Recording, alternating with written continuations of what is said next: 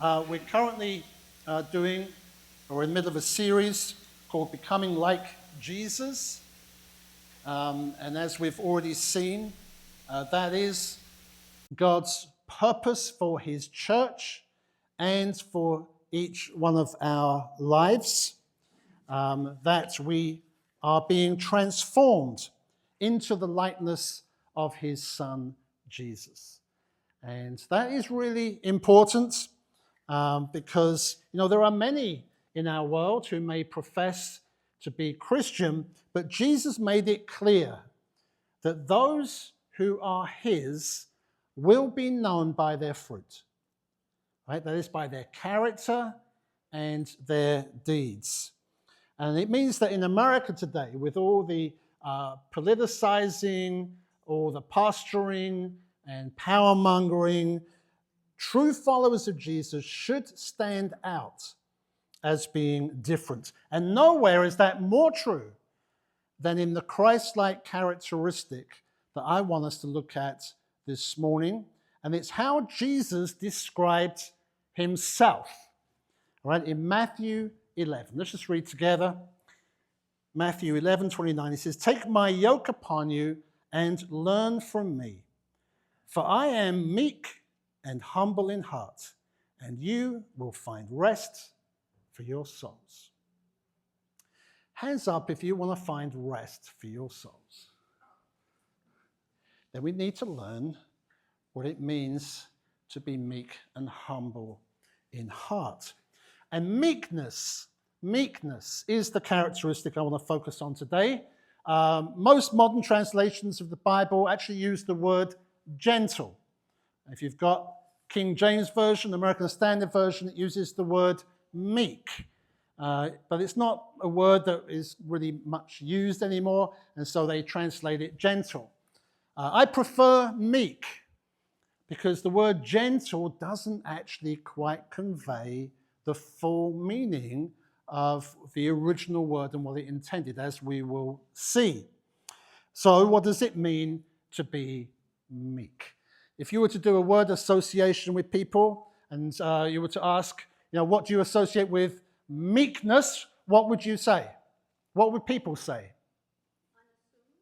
Unassuming, weak, wishy-washy, mouse-like, kind of. But it's a misconception, because that's not what meek means. I'm going to give you an example of someone who was a follower of Jesus. You just saw him, who was known for being meek, and that is Francis of Assisi. He was known for being a gentle and humble man. But that doesn't mean he was weak, because actually he was very courageous. He lived during the time of the Crusades, when a part of Christendom thought that the way to establish God's kingdom on earth was through force and taking territory. And so the Crusades, they sought to take back Jerusalem and the Holy Land from the Muslims. Their motivation was not just for religious reasons, but also political and economic reasons. So not much has changed there. Francis, however, chose a different way, the way of Christ. It was 1219 AD, during the Fifth Crusade, when Francis traveled to a war-torn Middle East. He took with him a companion who spoke Arabic. The goal was to meet with the Muslim leader, the Sultan Al-Kamil, who ruled at that time over Egypt, Palestine, and Syria. They went into that territory knowing they would likely die. But as Francis crossed into enemy territory, he was captured by Muslim soldiers who beat him and mocked him, and yet he didn't respond with fear or with bitterness. Francis spoke kindly to the soldiers. He said he'd not come as an enemy, he'd come in peace, and he asked to be able to see the Sultan. And they took him to the Sultan. History records that Francis did meet with the Sultan and in fact was very humble and respectful towards him. He didn't condemn the Muslim faith. He simply spoke about God's love. And apparently the Sultan was so impressed with the courage and humility that Francis showed that he listened intently as Francis shared the gospel with him.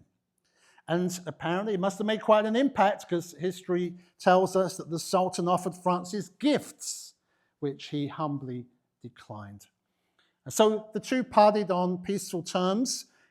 We don't know what lasting effect that meeting had on the Sultan's heart, but Francis's actions stood in stark contrast to the violence of the Crusades. He was following the way of Christ, the way of meekness. The word meek occurs several times in the Bible, in the New Testament. The original Greek word that was used is the word praus, which is translated in your Bibles, as I've said, either as meek or gentle.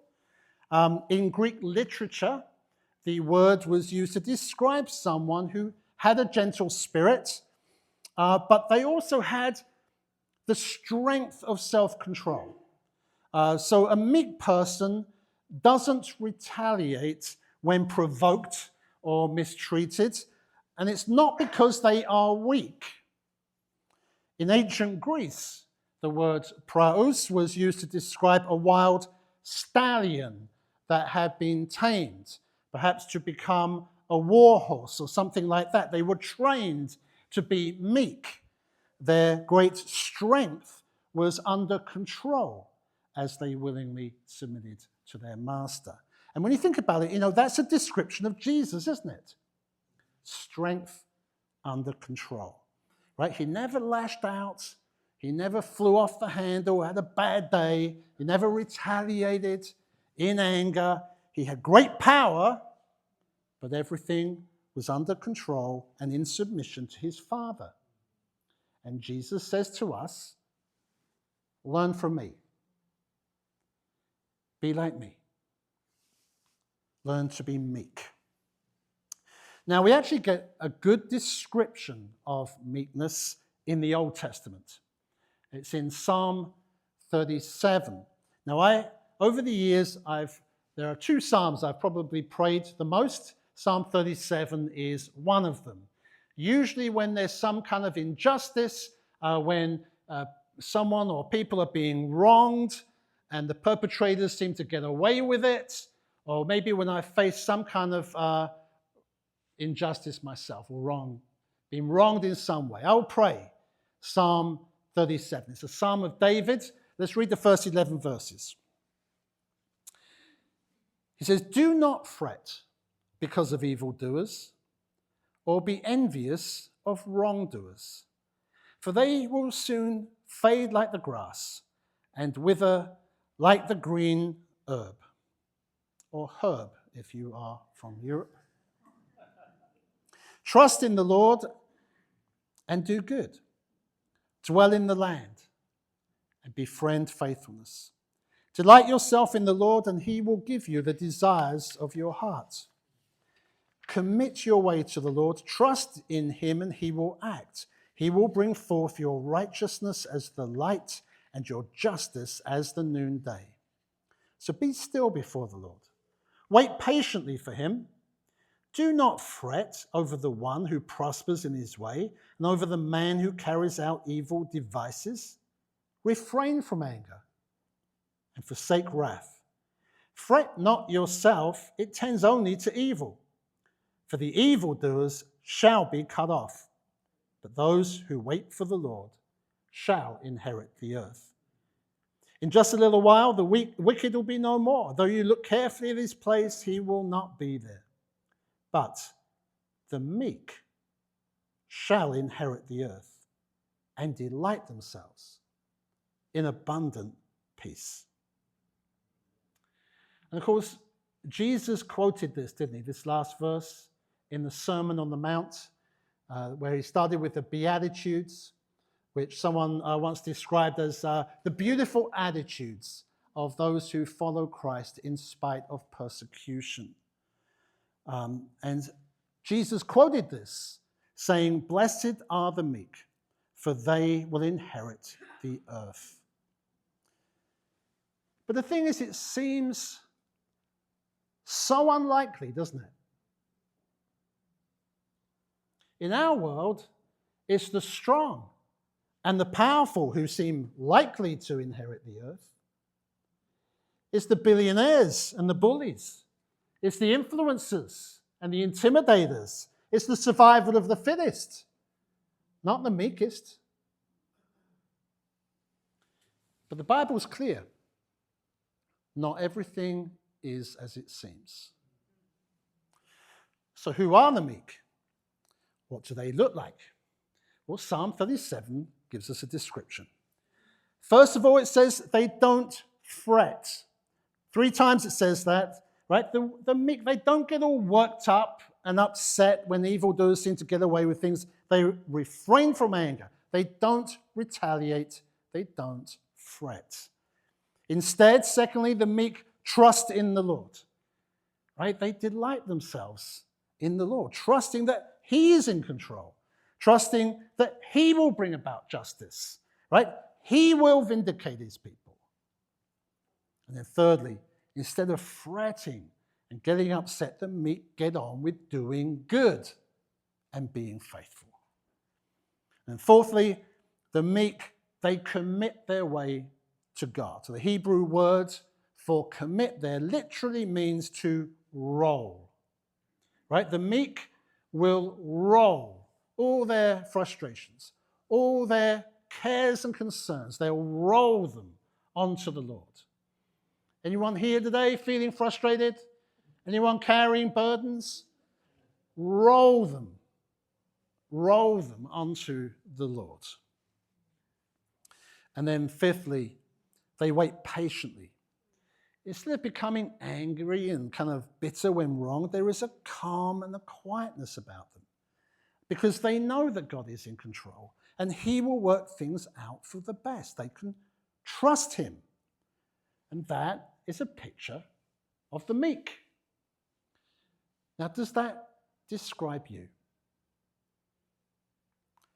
Because Jesus confirmed what David says here, that people who live like this are the ones who will inherit the earth. And we're not talking there about a plot of land somewhere, but the whole renewed earth that will one day come into being. That's what we are trusting God for, right? That's what we wait patiently for.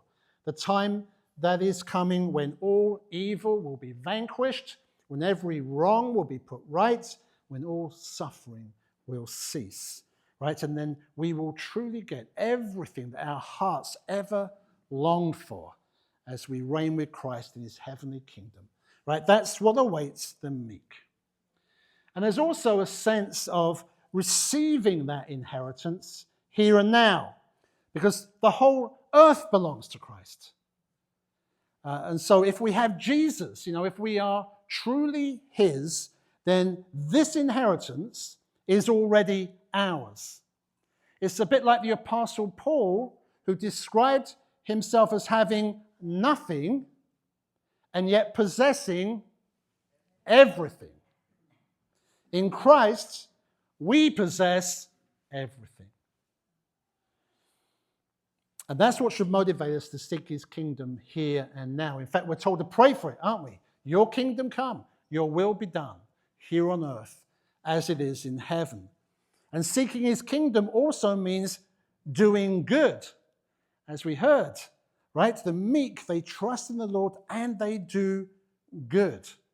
So when we are faced with maybe some personal injustice or wrongdoing, or if we are persecuted or mistreated, it's not just a case of grin and bear it until Jesus comes back. Listen, the meek are not passive. I'll say that again. The meek are not passive. They are motivated to do good because of their trust in God and their hope for the future, right? Like Francis of Assisi, and like a woman called Bien. Now, I heard Bien's story from one of our guest speakers who spoke at our leadership conference in St. Louis last week. A few of us were there. And Bien is a friend of his. And she lives in Vietnam, where 20 years ago she discovered she was HIV positive. She was 6 months pregnant at the time, and she'd caught it from her husband, who probably got it from the camp where he worked, either from drug use or from a brothel. And in fact, he died of AIDS a week before their child was born. But it left Bien feeling very angry and fearful, desperate, in fact, because she was now the sole breadwinner for her family. And yet it was impossible to get work. There was still a lot of fear and ignorance about AIDS back then, and certainly in Vietnam. And anyone who was infected with HIV were treated like lepers, even by their own families. Fortunately, a church in Hanoi was running HIV classes in her village, and she went along to educate herself, and they gave her life-saving medication. And it was from those Christian workers that she came to hear the gospel and became the first Christ follower in her village. And as she began sharing God's love with other women who were battling the disease, many of them became followers of Jesus as well. And pretty soon, Bien was leading a church of 40 people in her home. Amazing. But it brought persecution. Some neighbors called the government about this church. Officials came to the house and ordered them to renounce Jesus and to close the church down.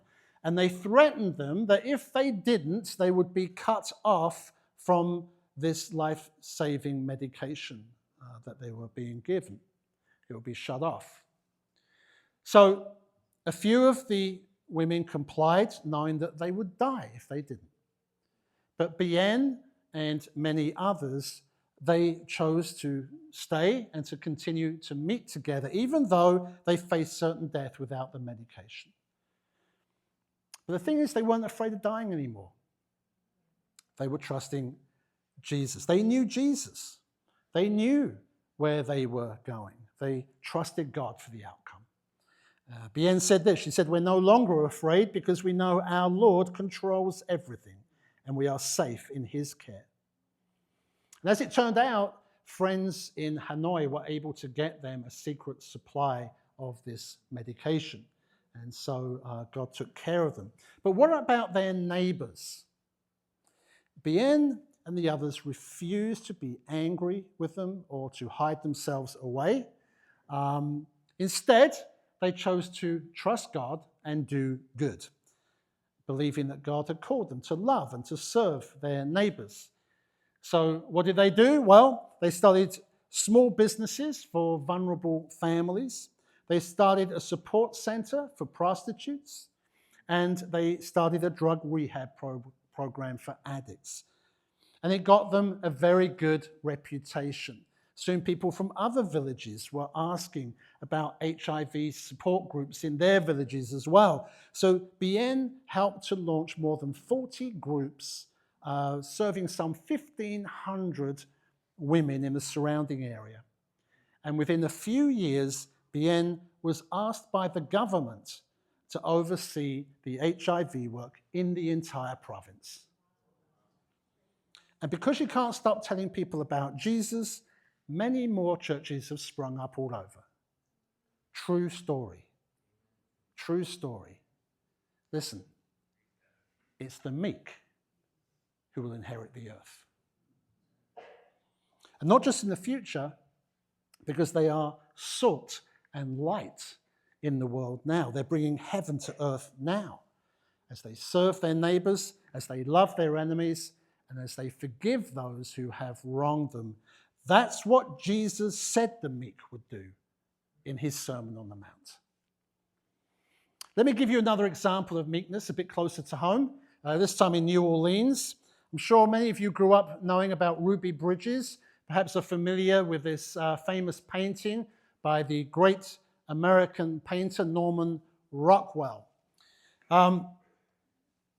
Ruby exemplified meekness even as a 6-year-old, as she is depicted here, when she faced incredible hostility during the desegregation of schools in the United States. She grew up in a devout Christian family in New Orleans, and in 1960, she became the first African-American child to integrate an all-white elementary school. And every day, she walked to the William Frantz Elementary School, escorted by U.S. federal marshals.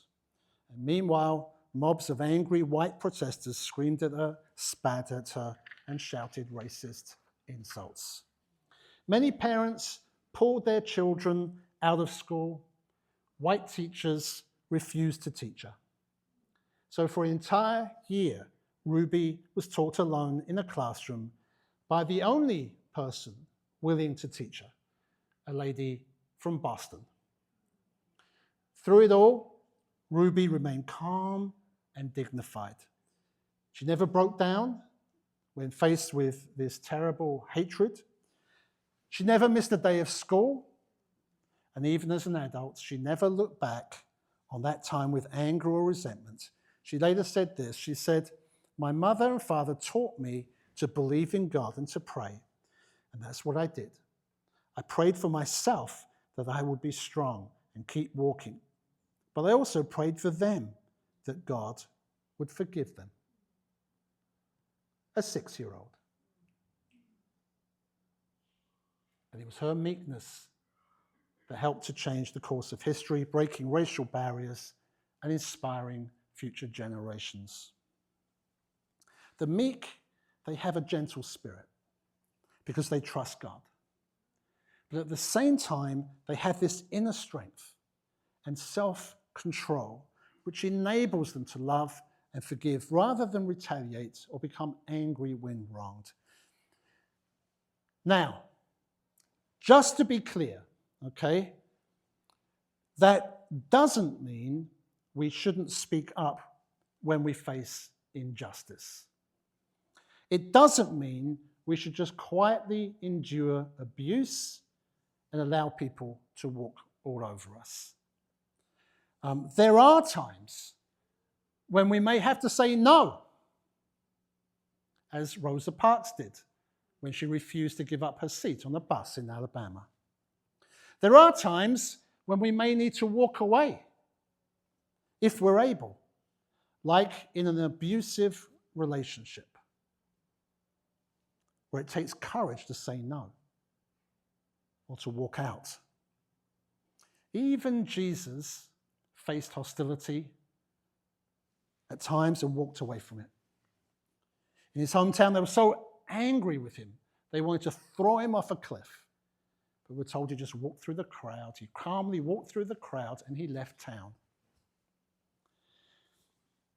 Meekness also doesn't mean we shouldn't speak up for others when we see injustice or wrongdoing. You know, there are times when we may need to defend people, especially the marginalized and the vulnerable. Or we may need to make a stand for the truth. Jesus did in the temple courts, where he took a whip and he drove out the money changers. Why?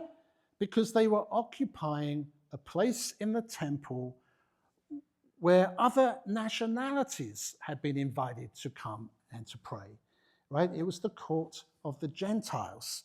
And so he said, "My house is a house of prayer for all nations, but you've turned it into a den of robbers." The Jesus who cleared the temple with a whip is the same Jesus who said, "Learn from me, for I am meek and humble in heart." Right? There's no contradiction there, because there was no resentment, no unrestrained anger. He didn't just lose it on that day in the temple. Right? He was still exercising self-control, in perfect submission to his Father as he acted out this symbol of judgment towards the temple and its rulers. You know, so much of the chaos that we see in our communities, in our churches, in our culture today is due to a lack of meekness.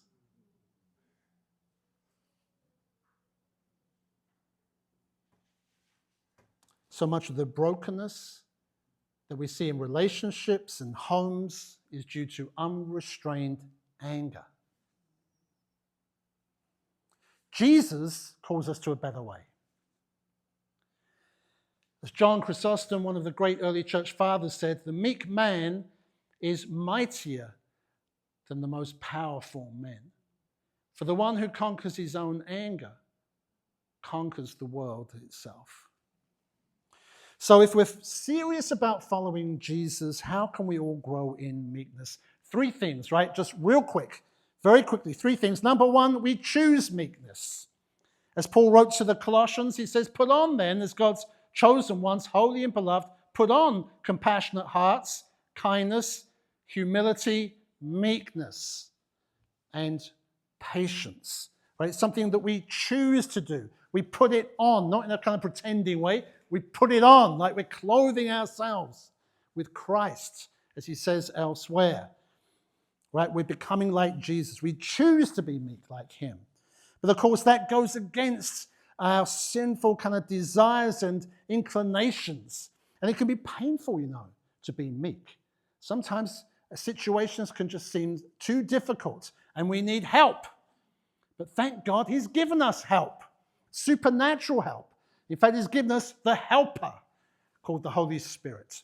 And we can be confident in his help, right? We choose meekness, but we ask for the Spirit's help because he is committed to producing this fruit in us. The fruit of the Spirit is love, joy, peace, patience, kindness, goodness, faithfulness, meekness. It's the same word. And self-control. And then thirdly, we learn from Jesus what it means to be meek. Learn from me, he says. Or as the writer to the Hebrews says, consider him, because he's the supreme example of meekness. And he showed us what this quality of meekness looks like, especially during the Last Supper and the hours that led up to his crucifixion. It's what I want us to remember right now as we prepare to break bread together. Let's just consider his last hours. You see, we see meekness when he knelt down like a servant and washed his disciples' feet, knowing they were all going to abandon him. We see meekness when he broke bread with Judas, knowing that he was going to betray him, even calling him friend when Judas brought the guards to arrest him. We see meekness when he told Peter that he had prayed for him, knowing that Peter was going to disown him. And later on, even being willing to restore Peter. We see meekness at Gethsemane when faced with the horror of all that he was going to endure. And yet he entrusted himself to his Father, saying, not my will, but your will be done. We see meekness when he was put on trial, when he was beaten and he was spat upon and he did nothing to defend himself. We see meekness when he was nailed to that cross, even though he could have called down legions of angels to rescue him. We see meekness as he hung upon the cross, with people mocking him and despising him. He said, Father, forgive them. They don't know what they're doing. And we see meekness in him being willing to absorb all the evil that came about because we all rejected God's way. And yet he took upon himself all of our sin, dying in our place so that we could be reconciled to God and reign with him in the new earth. And it's as we consider all of that that we find ourselves becoming meek as well. Because you see, we're not just being asked to imitate someone's example. Right? What Jesus did is not just an example of someone sacrificing themselves for another person, like taking a bullet so that that person could be spared. Right? We might think that that is heroic, but it won't necessarily change our hearts. The thing about Jesus is he took that bullet for me. He endured that horror for me. He was put on trial for me. He was beaten for me. He was nailed to that cross because of me. He died for me and for you because he loves you so much. This is personal. Can you see? And that's what we are remembering when we share communion. And I just pray that the realization of what he has done for us will break in upon our hearts afresh. And maybe for some here for the first time. And it will cause us to worship him and to love him and to live for him. Because the more we love him, the meeker we will be. Because what we love shapes what we become.